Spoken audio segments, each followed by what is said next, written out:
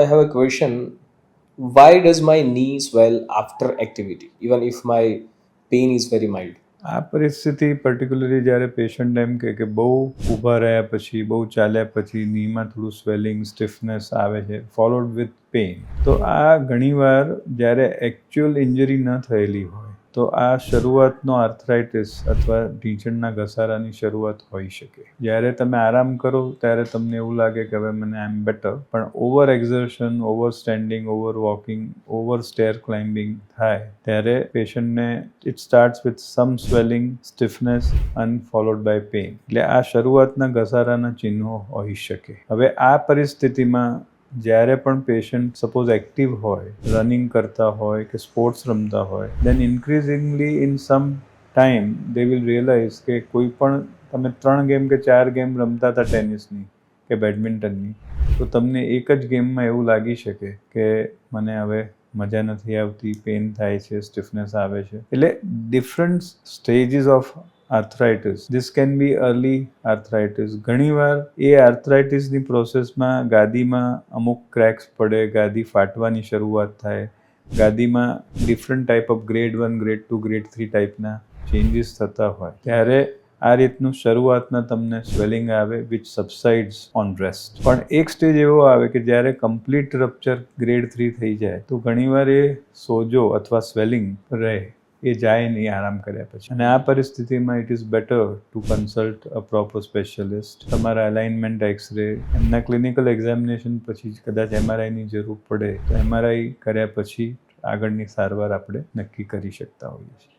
મોટાભાગના શરૂઆતના આર્થરાઇટિસના પેશન્ટ્સમાં સર્જરી બહુ જરૂર પડતી નથી. અને young or early part of arthritic profile patient હોય એમાં જો પ્રોપર વેટ મેનેજમેન્ટ હોય, ઓવરવેટ ના હોય, એલાઇનમેન્ટ રિઝનેબલી સારું હોય તો ઘણા બાદના શરૂઆતના ગ્રેડ 1, ગ્રેડ 2 ટાઈપના જે ચેન્જીસ હોય છે, મેનિસ્કસમાં હોય, ગાદીમાં હોય કે સપાટીમાં હોય, એને તમે ઇનિશિયલ પીરિયડમાં એન્ટી ઇન્ફ્લેમેટરી કે એનાલ્જેસિક કે જે કોન્ડ્રોપ્રોટેક્ટિવ દવાઓ પણ અમે જે વાપરતા હોઈએ છીએ એ વાપરીને એકવાર સ્વેલિંગ અને ડિસીઝ પ્રોસેસ કાબૂમાં આવી જાય એ પછી પ્રોપર એક્સરસાઇઝીસ, વેટ ધારો કે થોડું ઉપર નીચે હોય તો weight management, proper footwear, followed by proper exercises, rehab અથવા ફિઝિયોથેરાપી જે આપણે કહીએ, તો ઘણા બધા પેશન્ટ્સ એ સ્ટેજમાં આપણે આગળ નુકસાન વધતું અરેસ્ટ કરી શકીએ. હવે આ સિચ્યુએશનમાં ઘણીવાર પેશન્ટને એના ફ્યુચરની ચિંતા હોય છે. આ ટાઈપના પેશન્ટ્સમાં જે ઓર્થોબાયોલોજિકલ્સ કે જે વિસ્કો સપ્લિમેન્ટ, પીઆરપી અને રિલેટેડ જે પ્રોડક્ટ્સ છે જે અત્યારે ઇન્ક્રીઝિંગલી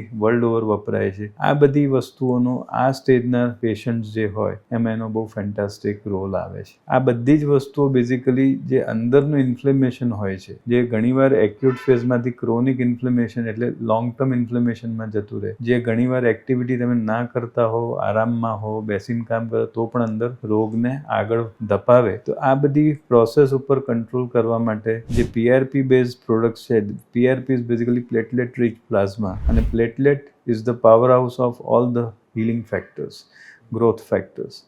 હવે એમાં પણ એક વેરિએશન મેં જે યુઝ કરી છે એને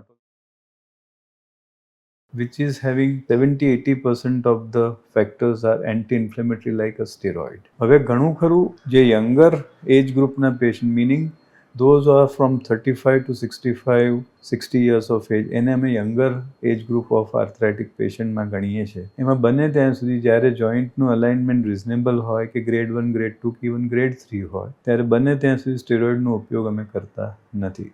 કારણ કે હવે we have safer substitute like autologous condition serum, PRP અને વિસ્કો સપ્લિમેન્ટ પણ એકવાર કામ ચાલુ કરે એટલે એન્ટી ઇન્ફ્લેમેટરી એક્શન જોઈન્ટમાં આપતા હોય છે.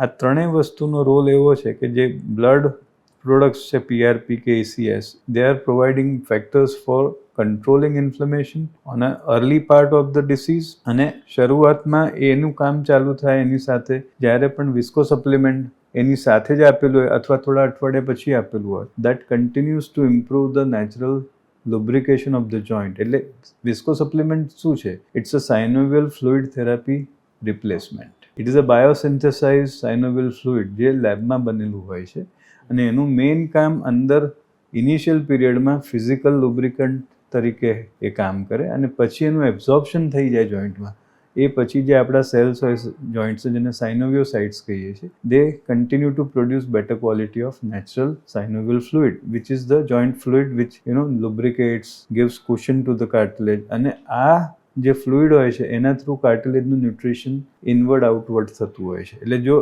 જોઈન્ટ બને એટલો ડ્રાય થઈ જાય તો there will be more friction, more pressure when you stand and walk or do activity. એટલે આ બધી વસ્તુમાં આ જે બાયોલોજિકલ થેરાપીસ છે એ પર્ટિક્યુલરલી ગ્રેડ 2 ગ્રેડ 3 પેશન્ટમાં અમે પુષ્કળ વાપરતા હોઈએ છીએ અને એના લીધે જોઈન્ટને પ્રિઝર્વ કરવાનું વિધાઉટ સર્જરી, ઓપરેશન વગર સાંધાને કેવી રીતે સારો કરવો. એટલે અપાર્ટ ફ્રોમ સ્ટ્રક્ચરલ મેડિસિન્સ અમુક આયુર્વેદિક કમ્પાઉન્ડ્સ પણ અમે વાપરીએ છીએ, calcium support, vitamin D support. એટલે ઓલ જે માઇક્રોન્યુટ્રિયન્ટ્સ અને મેક્રોન્યુટ્રિયન્ટ સપોર્ટ છે એની સાથે પ્રોપર એક્સરસાઇઝીસ એકવાર જો પેશન્ટનું પેન કંટ્રોલમાં આવી જાય અને એ ફેઝમાં જોઈન્ટની રિકવરી ચાલુ થાય, ક્યારેક જોઈન્ટને પ્રોટેક્ટ કરવા માટે સ્પેશિયલ બ્રેસ પણ મેં વાપરતા હોય ટુ રિઅલાઇન. પણ આ બધા સાથે once the patient is on the track of recovery તો એ એક્સિલરેટ કરવા અને લોંગ ટર્મ મેન્ટેન કરવા માટે આ ઓર્થોબાયોલોજિકલ ગ્રુપ ઓફ ઇન્જેક્શન્સ જેમાં PRP આવે, ACS આવે, વિસ્કો સપ્લિમેન્ટ આવે, એ બધો અમે એનો ઉપયોગ કરતા હોઈએ છીએ. પણ લગભગ steroid in major weight bearing joints like knee joint, ankle joint, in the hip joint બને એટલું અમે ઓછું વાપરીએ કાં તો ના વાપરીએ. Once in a while grade 3 grade 4 arthritis હોય કે જેમાં પેશન્ટ મેડિકલી ફિટ ના હોય સર્જરી માટે, પાર્શિયલ કે કમ્પ્લીટ રિપ્લેસમેન્ટ માટે, અથવા patient wants to buy some time કે ભાઈ અત્યારે મને નથી સર્જરી કરવી, 6-12 મહિના વરસ મારે રાહ જોવી છે, તો ઇનિશિયલ પીરિયડમાં સ્ટીરોઇડનો યુઝ કરીને અંદર સ્વેલિંગ, ઇન્ફ્લેમેશન આપણે કંટ્રોલ કરીએ, એ પછી એક્સરસાઇઝીસ સાથે વિસ્કો સપ્લિમેન્ટને બધું આપીએ. એ રીતનો એક બહુ લિમિટેડ એરિયા ઓફ પેશન્ટ છે જેમાં આ પણ અમે વાપરી શકીએ.